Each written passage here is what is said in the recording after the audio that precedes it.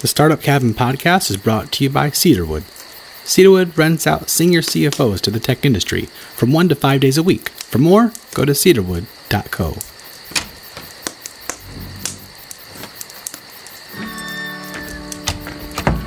Welcome to Startup Cabin podcast. I'm Xue Mei, and together with Steve Ferris, my co-host, I just wanted to thank you for all of the great feedback we've gotten from you listeners. It just warms our hearts so much, and it's really giving us a lot of energy to continue on this journey.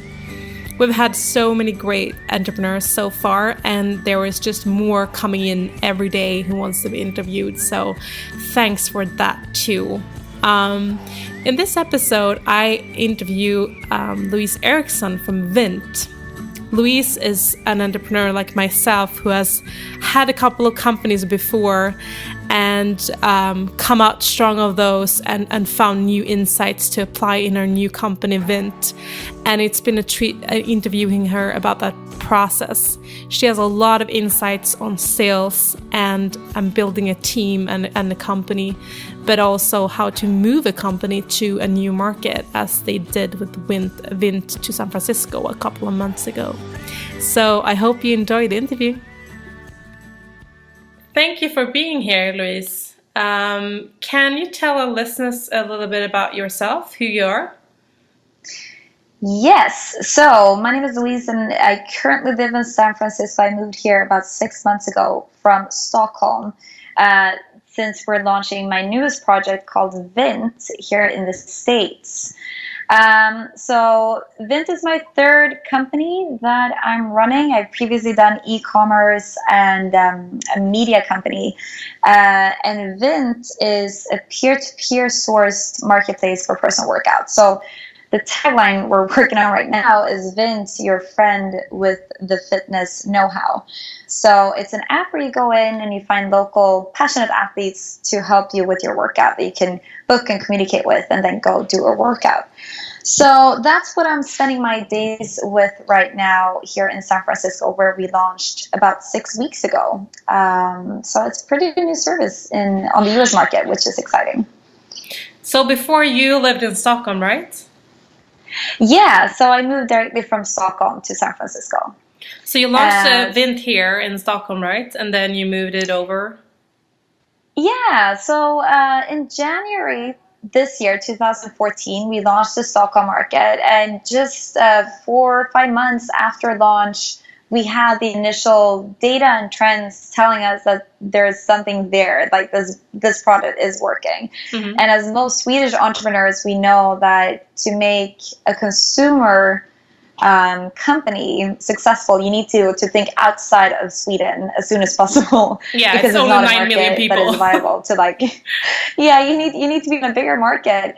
And due to the components that we have in this company, which is app-based, it's peer-to-peer, it's on-demand. These trends are huge in the States. So that's why just after 4 months after launch in Stockholm, I moved over to hire a business team and launch the product in San Francisco as our first US city. So this product, you have to move it from city to city, right? You have to launch it in a city and then build up, the amount of users and, of course, the trainers, right? Yeah, so we're in the real business where you have the chicken and egg problematics. So we need to make sure that we have a big enough supply to take care of the demand side, and a big enough demand side to take care of the supply, keep the supply side happy, right? Mm-hmm. So right now we're just working out the everything from honestly the unit economics to our marketing strategy to how to easily scale this product without having to have too much manpower and employees in every market. So we have a great plan on how to scale this product to new cities without having to be there. We're looking closely on companies like Uber, obviously Lyft, Airbnb, that has something that feels like a local presence in new markets and cities, but actually just like a one smaller teams, but actually just a big headquarters taking care of most of the business for them. So right now we're just in San Francisco and Stockholm, so very small local markets, but with a plan on how to scale this to a lot of different cities without using too much, manpower in each area, so to say. And you had Does that make sense? Yes, it makes yeah, sense. Good. So Good. my question is, you had ad profit before, and I mean that was online and digital marketing. So you don't meet the end user in that way. But this is actually a kind of a people-driven business, exactly like you said, or Airbnb, Uber, etc. I mean, Uber, it's the actual drivers that need to meet the client. Airbnb, you have to have people who want to rent out apartments. It's, yeah, I can see the connection there. So how is that going?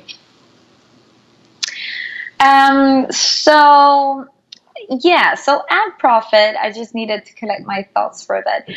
Ad profit was my company that I started, or I'm still owner of the company, but we started that one about 7 years ago. And it's a business to business media company. So we represent business and finance sites, and we produce these digital marketing campaigns.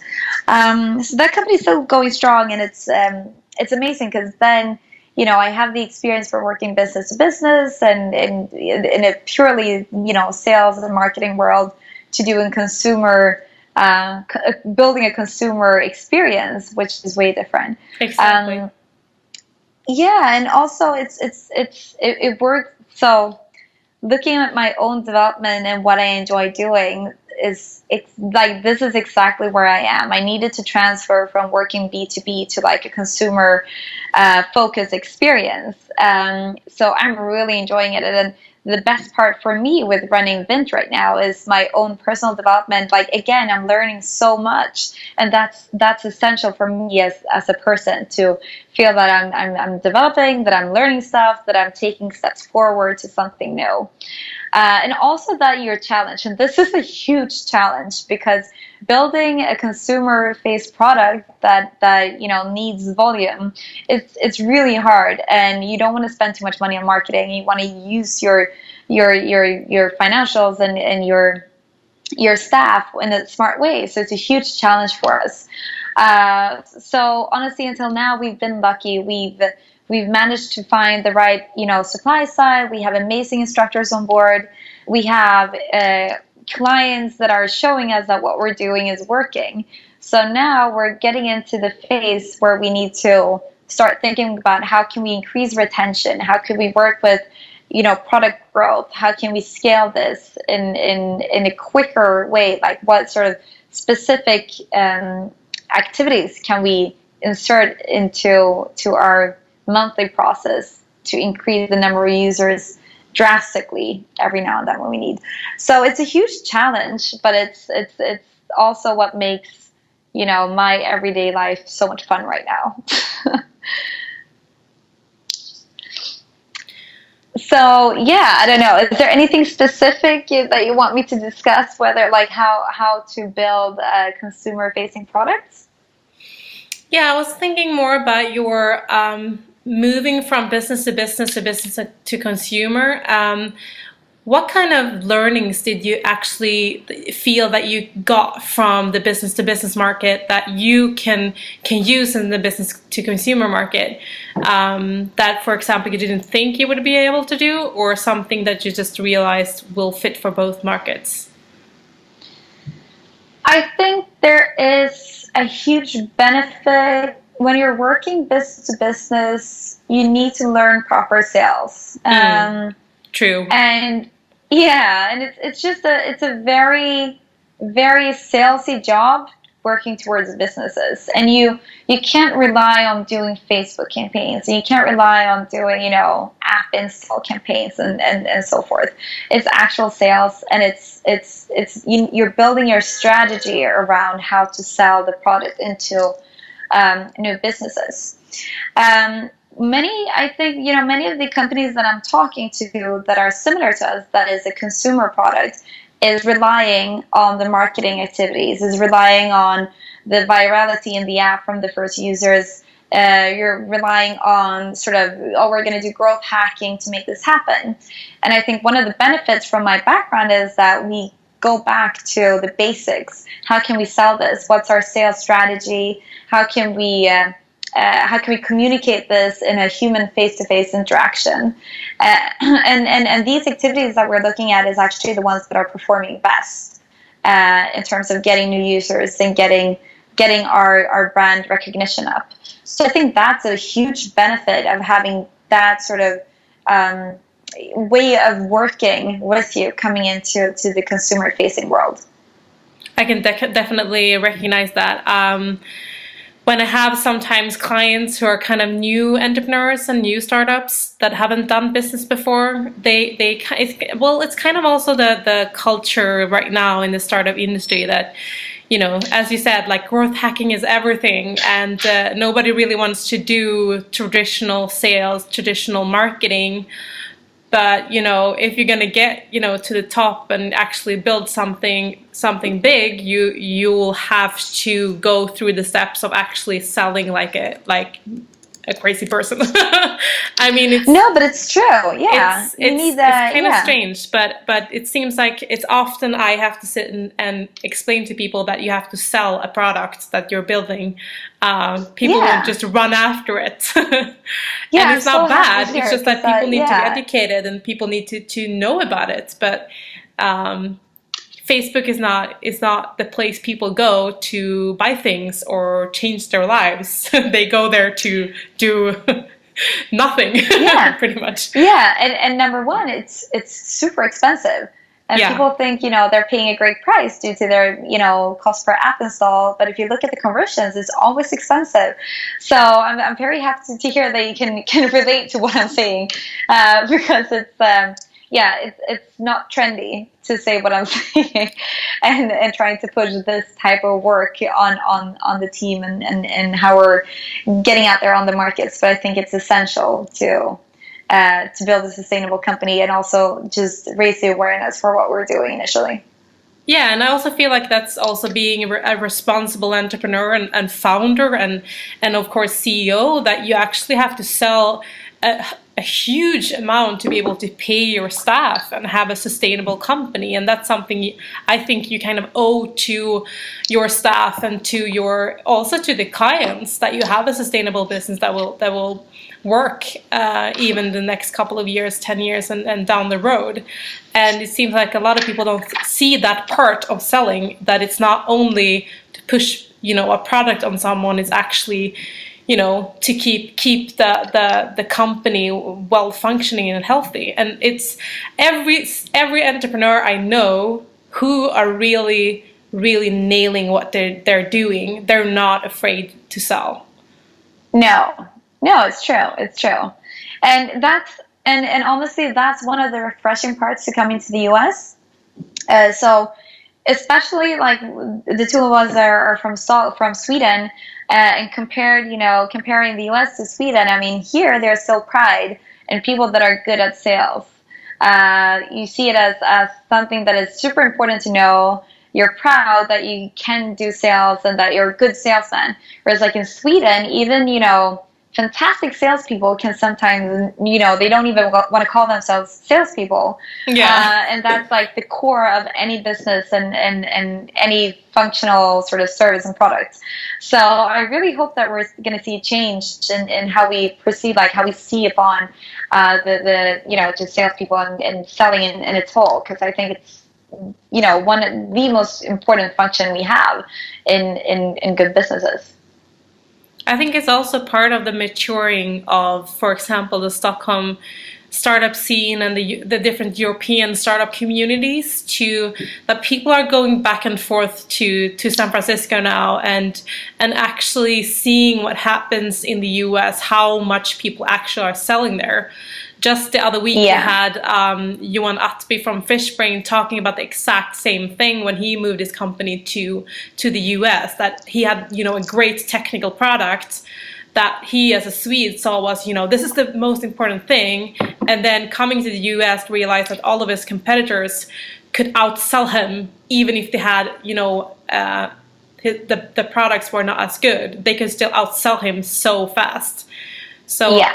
I think also it's maybe the climate in the US also demands that you are a great salesperson, because they're much more competitive. Do you agree with that? I agree. And you need to stick your chin out, and you need to tell everyone that you know what you're doing, and that you are the best, because everyone else is. So it's the climate is different in that sense. But I think it's great. I mean, it's fun. It's it adds another level to doing business with people. So it's fun. So except for business, what do you think is the best part about San Francisco? Oh, the weather and the nature. So the number one reason for me to start Vint is my personal interest in having an active lifestyle, doing sports and workouts. So for me, living in San Francisco and being able to go every morning to go run by the water, I mean, that's amazing. Mm-hmm. And I can take, a 30, 40-minute car drive and I can be surfing. And during the winter, I can take a 2-hour car drive and go skiing. So, I mean, the lifestyle that you can have here is amazing. And then the fashion and stuff like that is not close to where we are in Stockholm. So it can be nice to go back home and have some really nice, dress up at times too. But just like the lifestyle and the active lifestyle that you can have here is amazing. Nice. I've lived in San Francisco too, and I agree. There's something about that city that everyone, no matter what kind of age they are, they're all out doing healthy things. So people don't party every weekend. They go party one weekend, the next weekend they go out sailing, the weekend after they go to Napa Valley, the weekend after that they go hiking. And exactly, it's natural that you do that you have a kind of mixed lifestyle, and I really enjoy that. And then also the food is amazing. Oh yeah, this is definitely a city for a foodie. It's amazing. So I know you're big on team and culture. So can you tell me how did you meet your co-founders for Vint? Because I know you're our team, right? Yeah, so we're big group of co-founders. So there's 4 co-founders in Vint. And basically I reached out to one of the co-founders named Leo. Mm-hmm. Probably 6 months before founding Vint. I had met him in a couple of, events. The startup scene is always, you tend to run into people. Yeah. So I had met him a couple of times, and I thought he was very smart. I got some references, and I knew that he could build stuff and was a smart guy.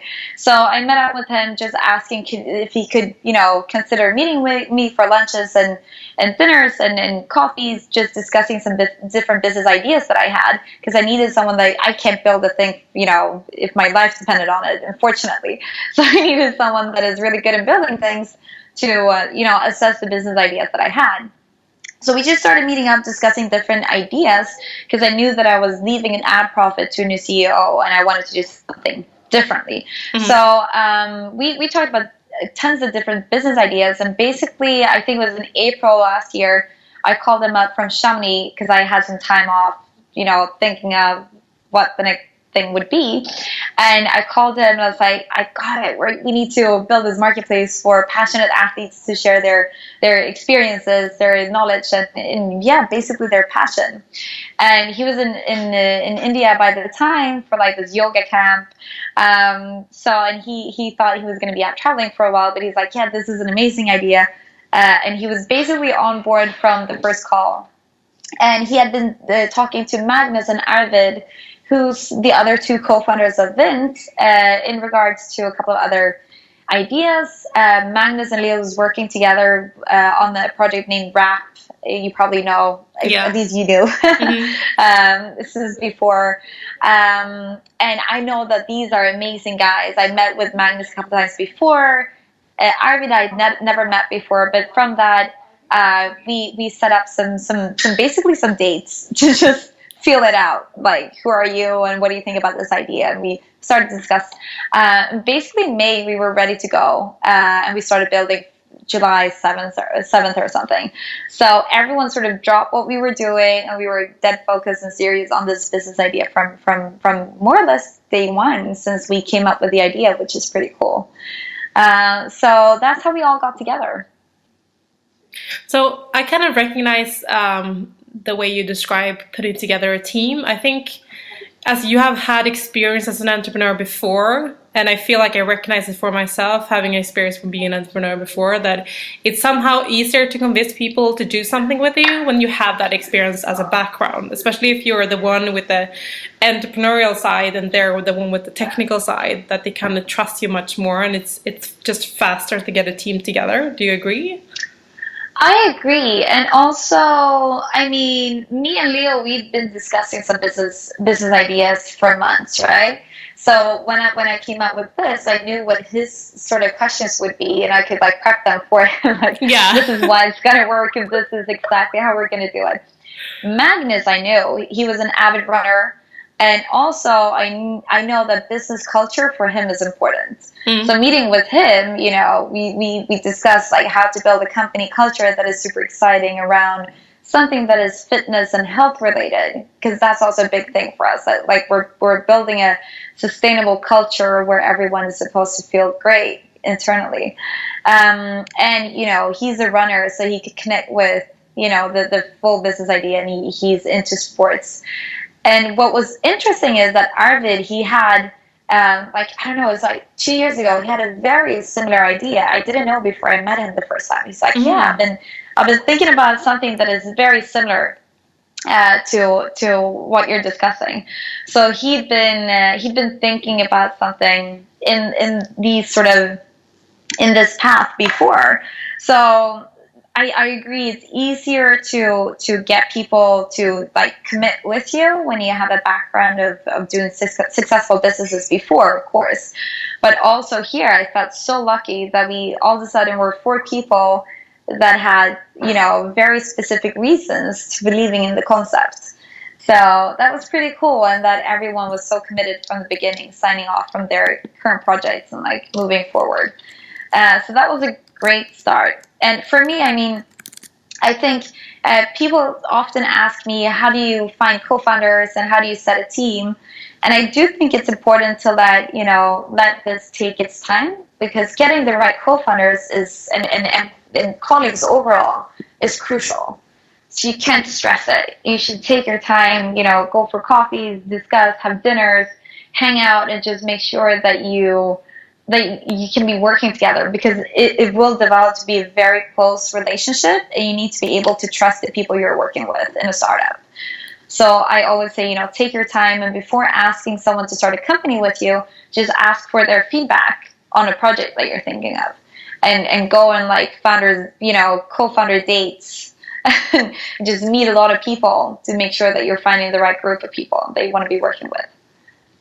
I think that's a very good metaphor, dating, because you've probably heard this before, and probably some of our listeners too, that, you know, having a co-founder or working as a founding team is kind of like getting married, but the difference is that you actually have to hang out with these people 80% of your time. So it's actually more. Yeah, no, really, it's true. And it has all the components, the fights, the reunion, everything. The sharing of assets. I mean, So yeah, I definitely think it's a good comparison, for sure. Something else I thought was interesting that you said is you know, that your co-founders, they all have their own personal reasons why they wanted to be part of the founding team of Vint. That's something they're passionate about, and I think a lot of people miss when they're themselves, you know, very passionate about their project. They just want people to be as passionate as they are, and they don't look for people who are, you know, who love it by themselves, who have their own reasons to be there. I think a lot of people think you have to like convince them to, you know, oh, this is a good coder, so I'm going to convince this person that this is a great idea. But I think you have to have people who just love the concept itself, that is something they want to work with long term, because otherwise you'll create a team that needs convincing to stay on. Yeah, no, I agree, and we think like that even, you know, with the people getting on board now. So we would never hire someone that is not passionate about you know, health or being active, or, you know, we would never, and honestly, we would probably never hire someone that have not, you know, on their own, you know, setting, just tried out the service. So if we get someone to apply for a position with us and we see that they haven't tried the service, we couldn't, you know, we can't be interested in interacting with that person, because we do think it's important that you have some sort of connection with, you know, our mission and of course our vision to what we're trying to change in the world, and the problems that we want to change and solve. And I mean, I think it's very true what they say, you know, A players hire A players and B players hire C players. And I think in today's kind of culture, and especially in the startup world, that is a lot about culture, a lot about the passion people have, much less the actual skills, because there's so many things you have to learn over time that you learn in the company. But just having just a good knowledge base and skills, but then also that the passion and the team person you are is so important. Yeah, for sure. So if you would think about some learnings you have had during the last couple of months, moving over to San Francisco, what do you think would be good insights for our listeners to hear? Moving from Stockholm to San Francisco, I think, so I just want to say that we prepped it pretty good. So I was here a couple of times before, you know, choosing San Francisco as our first city, and I made sure to connect to a lot of people, and especially Swedes moving over to launch our business in the US, to just make sure that, you know, to minimize any type of cultural sort of difference and crash and sort of, you know, strange things that can happen, because that's, you know, that is happening on a regular basis. So thankfully we were pretty well equipped before coming over.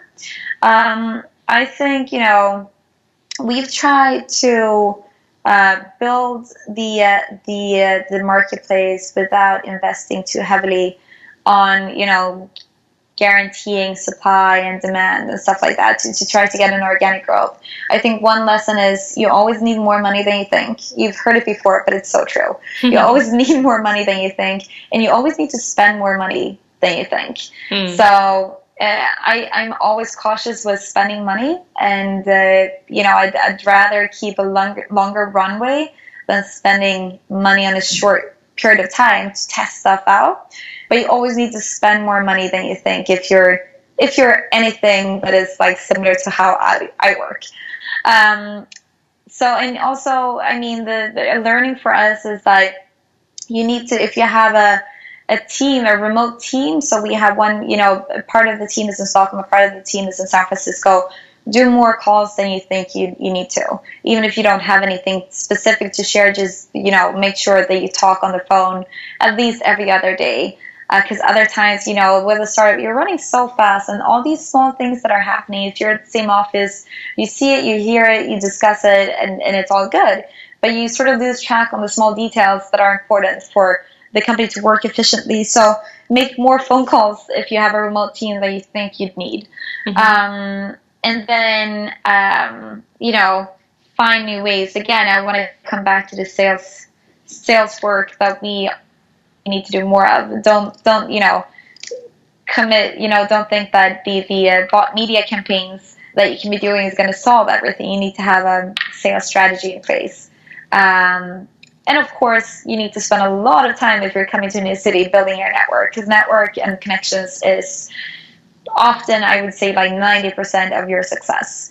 if you have the right connections and the right network, you can always ask for help. You can find people that have better knowledge in a specific area that you don't really know where to go. You can get better deals. You get advice. You can get inspired. You get energy. So make sure wherever you are to always spend time meeting people and, just building that network. Even if you're in your own city, I need to become better in building my network, but it's crucial and essential to be successful, to have a big, flourished network of people in your community.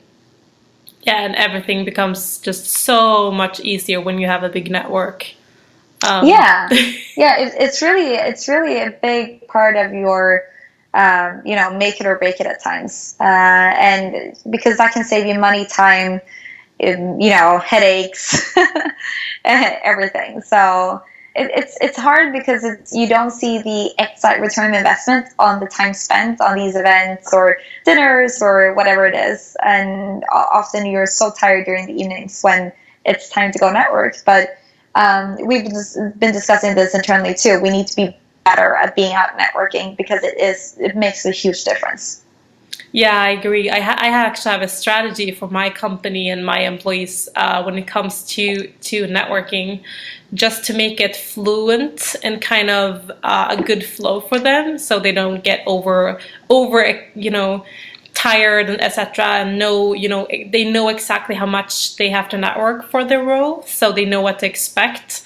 But also they can prepare more, sleep better the days before, etc.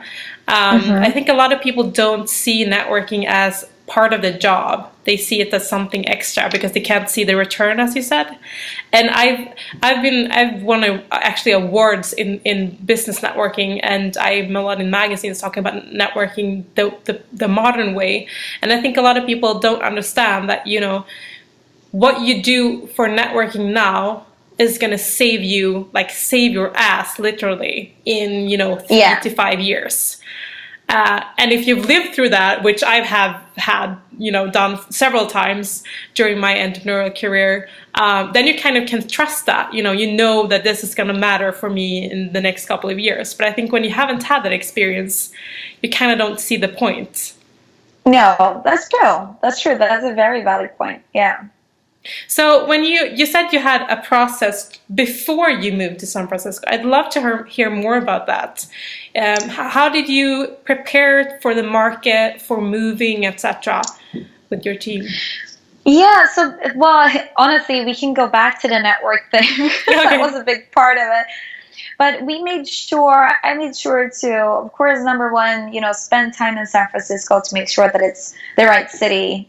And that includes everything from, I was working out with all of our competitors, I was doing small surveys, I was meeting with them and making sure that I built connections with important companies such as Uber, Lyft, Airbnb, TaskRabbit, and so forth.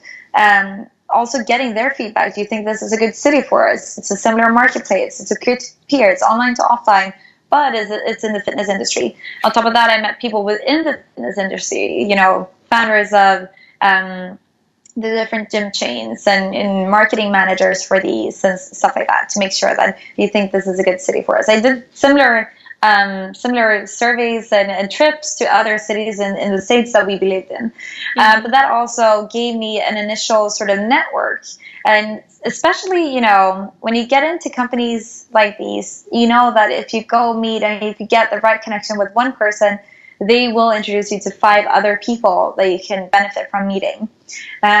So it all comes down to like the preparations we did was checking, meeting and trying out competitors, similar businesses, checking out the industry that we're in. And then it came down to other specific targeted people, honestly. So as I told you, like entrepreneurs, Swedish entrepreneurs that have moved their business or part of their business to San Francisco. So I made sure to meet with them and get their experience. So what was hard, what was difficult, what is easy, what would you have done differently? So, all the knowledge from all these people that I met and all these companies prepared us from like from the beginning, like, we know that we need to talk, and again, learning is that we need to talk even more with having a remote team. But that's like one of the things that we learned from talking to all of these people. Also, we had companies to do launch projects with when we got here.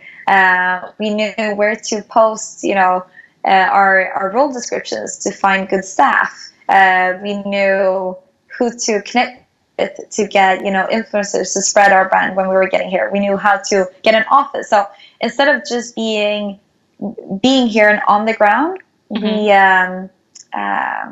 we found a way to find people before moving over that helped us in this transition. And I think, obviously that saved us a lot of money and time. And again, saved us part of the headache. So again, it comes down to networking, and people are so happy to share. And you should never be afraid to send an email or call someone to ask them if they can share their experiences with you. Because I would tell you 9 out of 10 people would be more than happy to. And that's how the ecosystem works. You share your experiences, and in return you can get, knowledge from someone else back. Definitely. I mean, that's what I try to teach people, that you can't get anything if you're not willing to give something. No, you can't come in and be a taker. You have to come in and be a giver. Otherwise, you'll get nowhere. So actually, exactly. that's a good bunch of tips. So find companies that have the similar markets or similar business models that have another kind of audience or product, but are in that market, so you can see how that kind of business model works in that place. And then also finding kind of your buddies from your city or from your country who have moved there and done the move themselves in the same way you're going to do it. That's really good tips, because I think a lot of people, they just see this massive move and don't know where to start. But then you actually get both the business side, but also the contacts who have done the same journey. And just super smart contacting Swedes who are in San Francisco, because I know there's a lot. Oh, it is, yeah. And they all have great learnings, and because we all make mistakes, right? Yeah. So better hear from them and try to make it, do it differently, and get their advice on how to pass those problems, rather than doing the same mistakes as everyone else. So thank you so much for sharing, Louise. This was nice. It was really nice. Yeah, thank you so much. And I know that I speak really fast and use a lot of words. I hope you all can follow. I think they will. Otherwise, they can always go backwards and forwards in the audio, or see other see the transcription. Slow it down. Awesome, perfect. All right, thank you so much. Thanks. That was Louise Eriksson from Vint. I hope you enjoyed that interview as much as I did. And I would encourage you to go to startupcabin.com/episodes. And there you can find all our links to iTunes, Stitcher, SoundCloud, and YouTube, so you can subscribe to the show.